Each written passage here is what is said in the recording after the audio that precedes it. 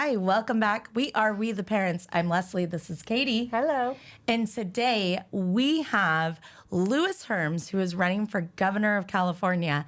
And he is running on a platform that it's our platform. It is ending human trafficking, child sex trafficking. It is exposing government corruption and what's happening in the misuse of spending in our schools. So that's what we're going to focus on a lot today. I mean, he has so much more to his platform, but with our show especially, and kind of holding schools accountable and government accountable and the work that we do in that, we really just want to introduce Louis and dive into that. So hi, Louis, welcome. Awesome to be here. How are you doing?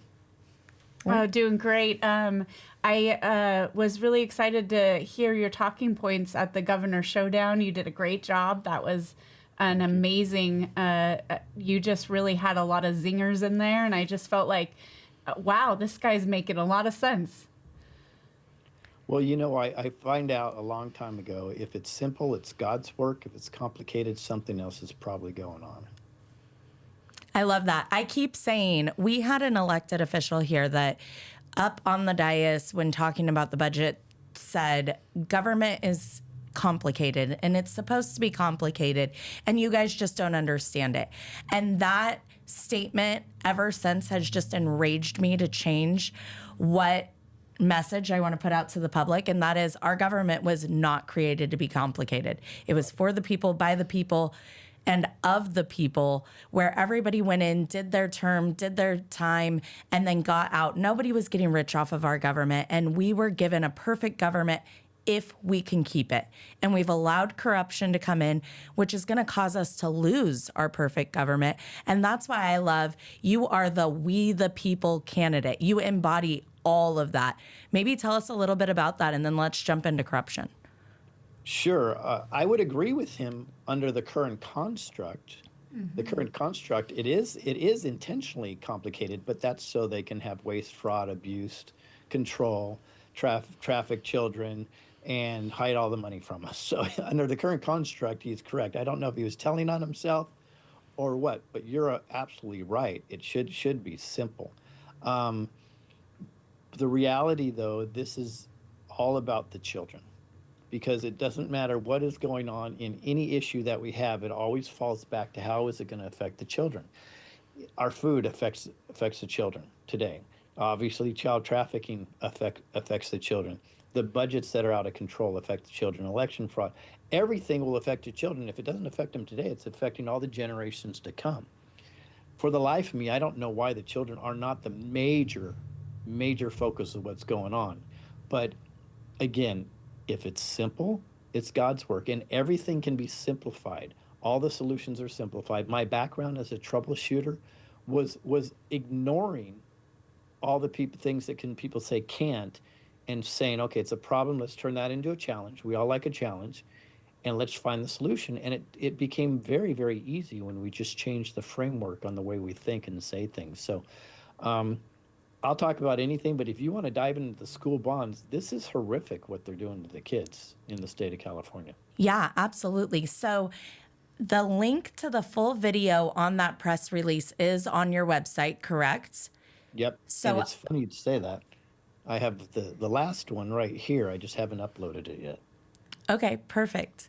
So I am going to make sure that that link is in there, but I want everybody to know you traveled to Yuba City and you did a press release during one of your campaign meetups, and you broke this story and you had a guest speaker. The entire presentation was very empowering. I watched it on a live on a very shaky camera. Our sweet friend Lisa was there filming. And I was cleaning the house and doing all the things and but I could not step away from it because the amount of misuse on the money and just how complicated the story is. So can you, I mean, that is so much information to pack into a short, but can you just kind of give a synopsis of that so that our viewers will want to go back and watch that whole video? I think I could actually break it down in about 5 minutes for you. Perfect. So let's look at this. So you have a high school that they put a proposal in to build. They know that it's going to cost $50 million to build this high school. But instead of putting up and trying to get the money through a bond for 50 million, they put the bond up as 100 million. Now, virtually every single sponsor they have over the bond, these are people spending money to market it, are the ones that just coincidentally get the contract after the bond is approved to build the high school. That's sinister in itself. But where it gets worse is then they don't charge their standard retail rate. They're charging 25% or 50% more, sometimes double, than their normal retail cost would be or charge would be. So therefore, that high school that should be 50 million suddenly is 67, 70, 75 million to build. So then they build it for that amount. There's still a surplus of 25 million left over. Where does that go? Just disappears. But here's where you start making the connections and it gets really dirty. So also, let's reverse. You have to pay for those bonds. So what do? Is they keep pulling these bonds forward, and you have to pay the percentage on them over 30 years, maybe over 10 years. Then they add another 10 years. Whatever they do, it compounds on itself. So some of these bonds that would have been $100 million can cost us, we the people, as much as $1 billion for one high school. Now, why is this sinister? Well, it steals the money directly from the children. Because let's just assume you love public schools. I'm not a fan. I think they need a lot of work. But let's say you love public schools. You could double the amount of teachers in the public schools. You'll never have to ask parents ever again for pencils, paper, or any supplies. And you also have more programs that are utility programs like auto shop, woodworking, and even artistic programs. All of that could be included under that $100 million, like a no-brainer. Kids would actually get educated because they would have a teacher and an assistant in every single room, and the classrooms would be half the size. That's if they didn't steal the money, but they're stealing the money. But here's where it gets really, really dirty. What we have found is that universally across California, when this is happening, one thing seems to be the same. You have a superintendent that has no teacher's credentials. You're supposed to have 2 education credentials if you're a superintendent in the state of California. They generally have 0. Also, we've watched a pattern where that superintendent somehow comes in as an interim superintendent because somebody got fired. Maybe somebody that wasn't compromised got fired. Then that interim comes on and they become permanently the superintendent without the credentials. And then you dig deeper and you find out it's about 6 law firms across California that seem to be involved in every single one of this fraudulent behavior. So my attorney, David Kenny, he's just an amazing, amazing guy. He's discovered all of this, and it's deep, it's dark, it's disgusting. So for about 9 months, he put together a case that to me is concrete as concrete can be. Right, and he used one guy. He used a guy named Scavarna that was in a school district, and fits this model exactly. And he couldn't get any information out. He tried to get the information, and they denied. The cover-up is huge.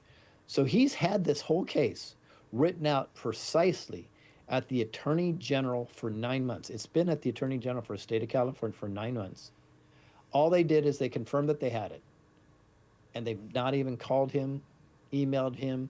They don't talk to him. There's nothing being done. They've completely ghosted this case. This is not one. This is going on dozens and more than dozens of times all throughout the state of California for multi-billions and billions and billions of dollars. Could be up as much as $100 billion. And then if you go with the amount extras that we pay, we could be paying $500 billion on the money. Can you imagine what that could do for California and for the kids themselves? Maybe put it into homeschooling, charter schools, something else, or build up our schools. And it's dark, and it's stealing directly from the children. But it's going in the pocket to obviously adults. Wow. Wow. We've seen similar things here in our county in regards to grants. and our city government. We recently had a proposal for a tax in our city of Reading, and many of the people that paid for the campaign for that were also juiced into getting the money on the other end. I'm really proud of our city. We did not vote for that. We were able to get that exposed. We had some big time champions on that. But people don't look at schools. And you're right. When you started this and you said, I just wish that the kids were at the forefront, I'm very disappointed in the people who do the polling and ask people what the main issues are. Of course, I think that, our safety is at the top of that list. But when people are talking about education, they don't understand how many aspects of our society that touches and how much it's robbing our next generation. Mm-hmm. And we really, really need to have people start looking at this stuff, because they don't think that you're always thinking an elementary school is poor or a high school is poor. But yet you open up those books and look at the county offices of education. Our tiny little county runs something in the neighborhood of $200 million through that. Mm-hmm. That is crazy money. So we've got to be looking at the money. We've got to be following the money. Thank you for doing that. Thank your lawyer for doing that. I'm so all in on following this case. I hope that you can get it to fruition, get it out to the people, and help them to understand that, local money is really good if it is being stewarded correctly, and we have to be vigilant as far as that goes. Absolutely. And people are hook, line, and sinker every time one of these bonds comes through. They're like, oh, it's for the kids. We don't have a choice. They're not going to get the gymnasium. They're not going to get this. Yeah. They're not, and it's so funny that you said the superintendents, it goes back to them so many times, because that's who goes to your city council and sells it as a good idea. That's who goes to your county office or board and sells it as a good idea. That's who goes to the Secretary of State or the ROV in your area and sells it as a good idea, gets it on the ballot, and then they really campaign on it. And it's the superintendent, somebody who you at your school should trust, you oftentimes do trust, and you just believe that what he's telling you is true. And then he gets the unions involved and juices them in, and then pretty soon they have their feet on the ground with their people knocking on doors. I know, because back when I was a totally asleep kindergarten teacher, I knocked on doors to get bonds, and I felt like I didn't know the books. I was like most people out there who are listening. I was sitting there going, well, I don't have paper to make copies. I don't have pencils to give my students, and they're kindergartners and they eat them. So I'm just thinking, like, in my world, we don't have the money to do the things. I did not understand or conceptualize that was not making it to me and my children in the classroom. And so really, they're so passionate about these teachers are going out there and saying, oh, we need these bonds, and they're willing to knock on doors and take time out of their day to do this because they think it's going to make their classrooms better and their children's learn better. So the truth is that some contractor at the other end is going to be making a bunch of money. Yeah, and if we knew the truth, we wouldn't be voting for these bonds at all. And the reality is, I'm a father of 7 children, and I had a history of voting yes on these bonds, because I'm like, well, you know what, even though we're just hand to mouth raising 7 kids, the money wasn't always there. We're like, well, you know what, we would definitely pay for these bonds. This is all about the children. Now, if somebody said, Lewis, we have this bond up to build a high school, right? It's going to cost twice as much that it should. There's going to be 50% of it's going to be stolen, and then they're going to reissue these bonds and restructure them, so you'll probably pay 4 to 5 times more than originally. Go ahead and vote yes on that. Nobody's going to vote yes on that. It's ridiculous, but they use these amazing teachers that only have the heart and the soul, but they don't have the information, right? Doesn't it sound very similar to what happened during COVID? that they use good people to sell the COVID narrative to do bad things? Yeah. I mean, they used the fear. I mean, but Right. Who Um, is they always, right? right. But they use fear, right? If you don't get vaccinated, you're going to kill grandma. If you go into the rest home, you're going to kill all the grandmas. If Right. and they do that in the medical transitioning of minors too. If you don't allow your kid to permanently mutilate themselves, you're going to have a dead son or daughter. Like, it's this fear mongering that they use people's good intentions, they use people's morals against them to do evil things. And it's not cool. And everybody is afraid to tackle these issues and these subjects. And I love that you're just like, hi, I'm Lewis. This is the first time I'm meeting you. By the way, I'm going to blow up everything you thought you know about your schools. And I love that that was like your first tour with the people, that's what you did. You're just like, I'm sorry, I'm not here to sell you hope and change and fluffy rainbows. I'm here to tell you this is broken. We're going to fix it. This is how we're going to do it. And you have a plan. So one of the things that Leslie and we work really hard on, and we're really kind of ramping up on right now, is, how do we stand in the gap of this stuff, and how can we affect change? And now that we see that there's a problem, we have this sense of urgency. And one of the things that we're really, really ramping up right now is we're looking for candidates. Because as Leslie just talked about, and as you said, that the superintendents are really, really integral in part of this.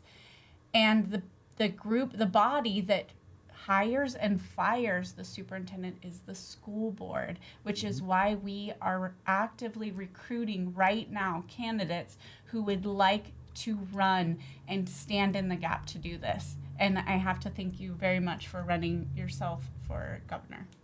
Well, you're already standing in the gap just by doing what you're doing today and what you've done for several years. But there's some very simple solutions. So one of my tours we called boot camps, and we went around to as many cities as we can, sometimes 2 or 3 in a day, to help people make a difference, because I believe the micro will fix the macro. So we focused on very small, on cities and school boards, so on and so forth.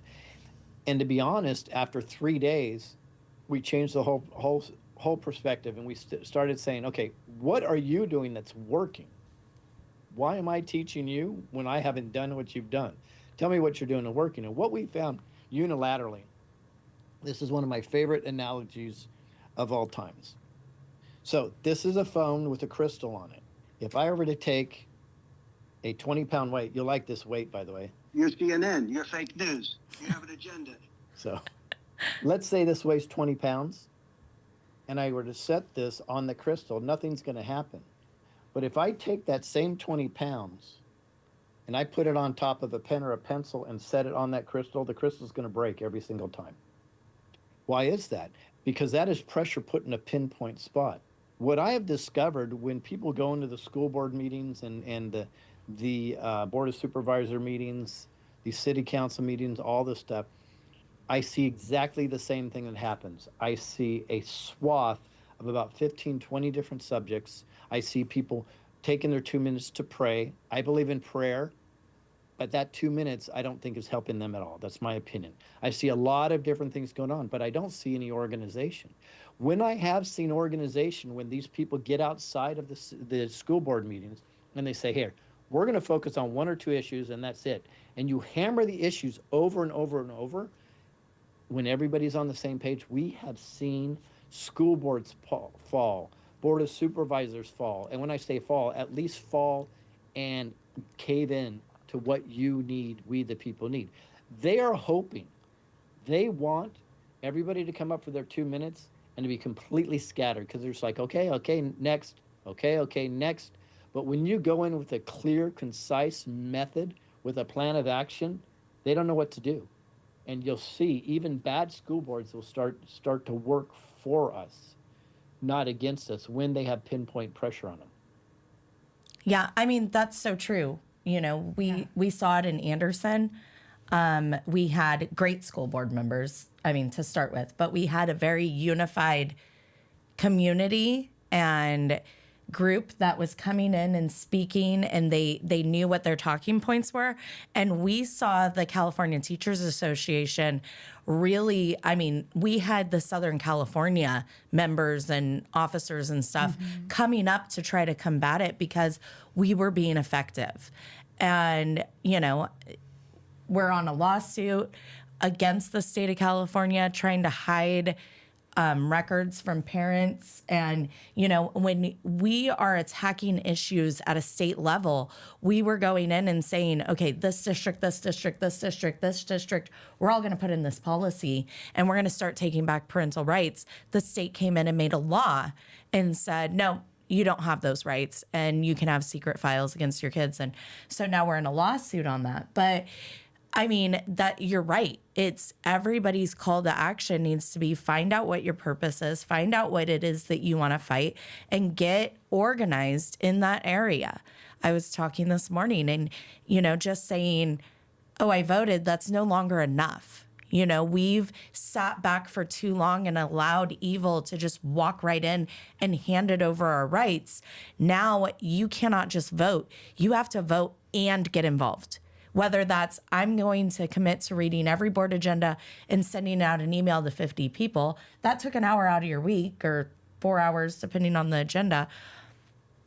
And then you sent that email. You just did the work for 50 people, right? Like you're making a difference. Or whether you're going to run for office, you're going to start showing up and voicing your opinion.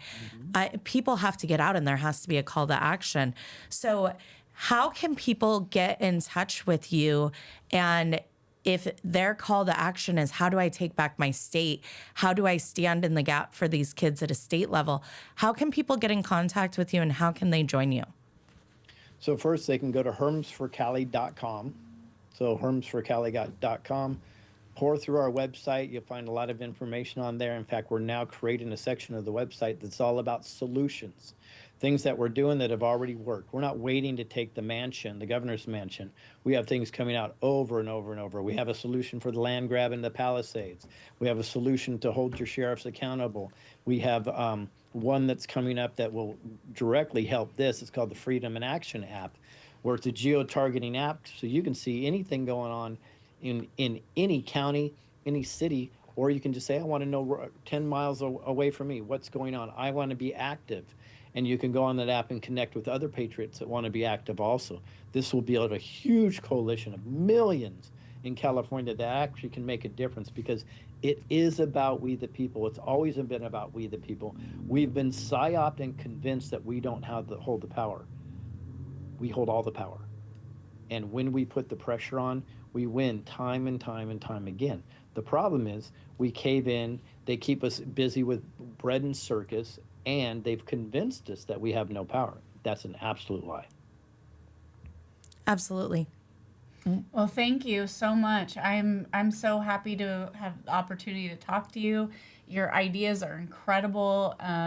Just a great asset to the Patriot movement, and I just thank you for all the work that you've been doing, and I look forward to watching your campaign and supporting you through it. Yeah. So go to hermsforcali.com and check out everything that he has. I love that this is solution centered, right? Not just one more place, one more person that's saying, here's all the issues. And when I get there, I'm going to fix all of it. It's here's all the solutions right now. This is how you can get involved. You can be a part of the solutions.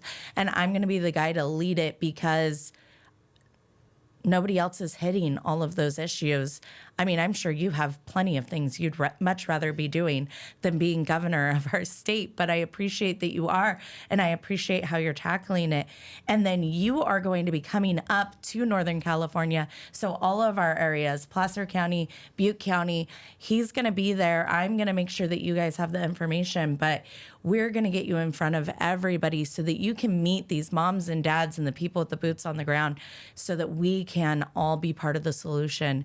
So thank you so much for taking the time. I appreciate you. Thank both of you for all the work you do. And just know, everybody, we've got this. This is our time. Authenticity rules the day. God's already just given us our direction. We just need to pay attention. I love it.